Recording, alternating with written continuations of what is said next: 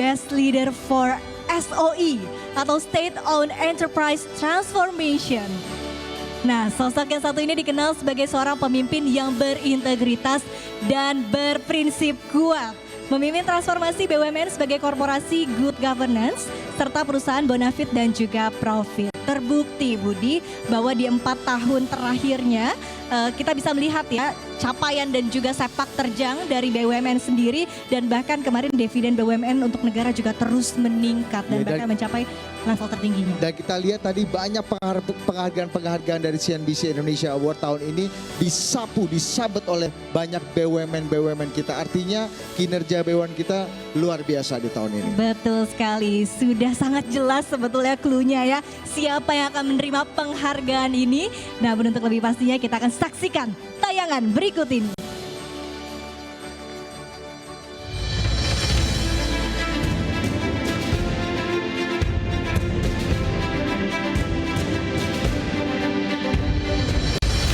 Kiprahnya dalam memimpin BUMN sejak dilantik pada 23 Oktober 2019 lalu, Erick Thohir merupakan seorang pemimpin yang berintegritas dan berprinsip kuat. Beliau berani melakukan perubahan yang masif, menghadirkan banyak inovasi positif, hingga memberikan hasil nyata dalam mengukuhkan peran vital BUMN untuk kemajuan bangsa.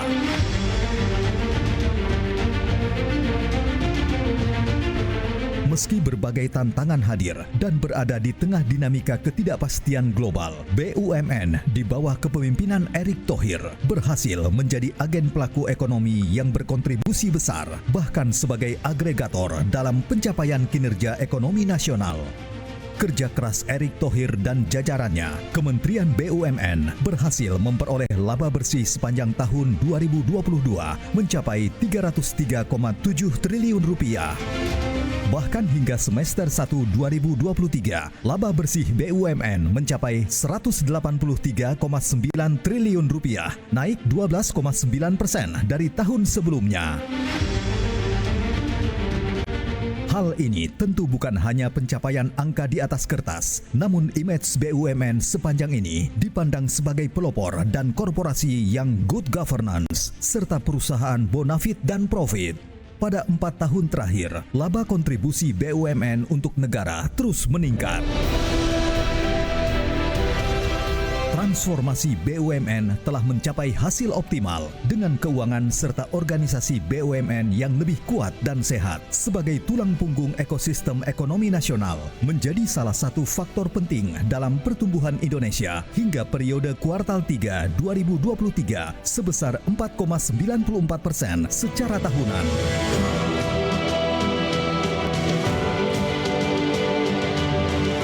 Atas segala pencapaian dan prestasi yang diraih, CNBC Indonesia Awards 2023 mempersembahkan Best Leader for State-Owned Enterprise Transformation kepada Erick Thohir. Kami persilahkan dengan hormat Bapak Erick Thohir untuk bersedia menerima penghargaan Best Leader for State-Owned Enterprise Transformation. Ya. Selamat kepada Pak Erick Thohir. Boleh tepuk tangan yang meriah Bapak Ibu untuk Bapak Erick Thohir. Dengan bangga Pak, CNBC Indonesia memberikan penghargaan The Best Leader for State-Owned Enterprise Transformation. Kami persilakan Pak Erick.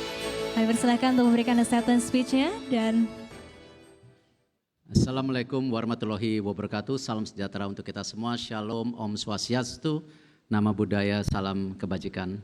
Tentu kepada CNBC, Pak Hairul Tanjung, terima kasih atas penghargaannya. Transformasi di BUMN, perubahan yang terjadi di BUMN tidak mungkin terjadi kalau kita tidak punya juga talenta yang baik. Tadi seperti disaksikan, banyak pimpinan BUMN mendapat penghargaan karena punya talenta yang baik. Kita terus memberi kesempatan secara transparan para pimpinan BUMN dengan KPI yang terukur. Kita juga memberi kesempatan untuk grooming new leadership di BUMN. Kita baru saja tadi acara Sri Kandi BUMN yang tadinya ketika awal masuk jumlah leadership perempuan di BUMN hanya 4%, hari ini sudah 21%. Bahkan kita benchmarking dengan 12 negara, rata-rata di 12 negara itu hanya 15%.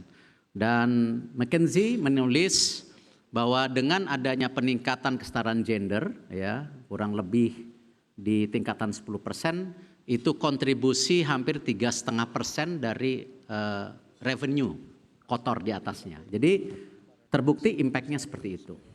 Sama ketika kita juga investing new leader, ya sekarang kita sudah hampir 11% pimpinan BUMN itu di bawah umur 42 tahun. Jadi balance. Ini yang saya rasa kenapa award ini juga untuk semua para pimpinan BUMN yang hadir. Yang kedua tidak kalah pentingnya beradaptasi dengan perubahan, yaitu bisnis model. Tadi disampaikan bagaimana BUMN sejak awal kita coba beradaptasi dengan perubahan yang ada. Bisnis model yang ada seperti contoh kita bisa lihat misalnya tadi konsolidasi Bank Syariah Indonesia yang kita coba mendistrupsi ya industri perbankan yang didominasi bank konvensional. Dan terbukti dengan tadi kita bisa dari nomor 7 menjadi nomor 5. Lalu kita lihat juga bagaimana konsolidasi BRI menjadi ekosistem ultramikro. Itu perubahan bisnis model. Yang awalnya tidak pernah percaya bahwa bank ultramikro atau small medium enterprise bisa profitable. Terbukti dengan sinergi BRI, Penggadaian, PNM Mekar, ya, mereka menjadi salah satu bank terbesar dan bahkan profitnya terbesar. Artinya apa? Ketika market percaya investasi di small medium enterprise, apalagi pemerintah harus lebih percaya karena itu buktinya ada. Lalu kita lihat juga bagaimana PLN dan juga Pertamina yang tentu berubah total, sekarang lebih slim dengan adanya holding dan subholding, dan mereka juga bermigrasi dengan tentu new development, apakah tadi ini disampaikan geothermal, apa tadi yang dinamakan renewable energy transisi semua, kita dorong semua. Termasuk Telkom, yang kita tentu resinergikan antara Telkom dan Telkomsel yang tadinya overlapping, sekarang Telkom kepada B2B, fokus bagaimana pembangunan infraco, data center, tower yang sekarang terbesar di Asia Tenggara, ataupun Telkomsel yang akan menjadi fokus kepada B2C. Nah semua ini tentu perlu dukungan. Kita di strategi besar 2024-2034, ini ada sahabat saya, menteri yang paling funky. Saya tadi udah colek-colek, Pak Tiko sudah telepon belum? Itu. Bisnis model ekonomi digital, Pak Menteri, harus kita konsolidasikan. Karena potensi 4.500 triliun jangan sampai hilang. Nah disinilah kenapa sahabat saya memohon nanti kebijakannya kita sinergikan untuk memastikan tadi yang Pak CT senior saya dulu Menko, jadi ini ngomong ekonomi deg-degan depan Pak CT ini. Karena pertumbuhan ekonomi Indonesia yang hari ini 5%, saya rasa bisa lebih dari 5%, paling tidak di 6% lebih.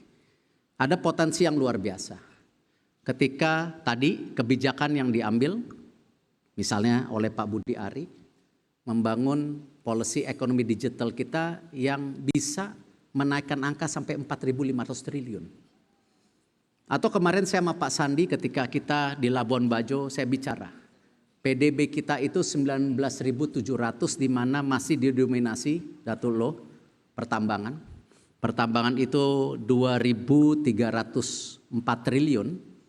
Sedangkan yang namanya pariwisata, yang kalau kita lihat tren di UAE, di Saudi, di Qatar, mereka sudah coba memigrasi tidak hanya dari sumber daya alam seperti minyak dan tentu gas. Pariwisata Indonesia itu sekarang baru 701 triliun.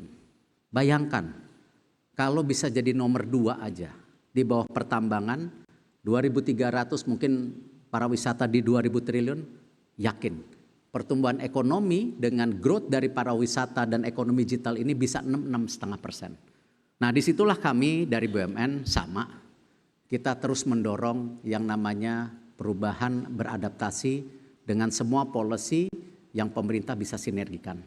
Dan insya Allah niat baik ini kita bisa lakukan sama-sama, dan saya mengucapkan terima kasih kepada seluruh jajaran CNBC yang melihat perbaikan di BUMN, tetapi ada koreksi tadi di videonya, sudah optimal belum? Ya, kita harus bisa lebih lagi. Kita harus bisa membuat BUMN bisa berjalan seiring dengan private sector, bisa jalan seiring dengan investasi dan juga UMKM.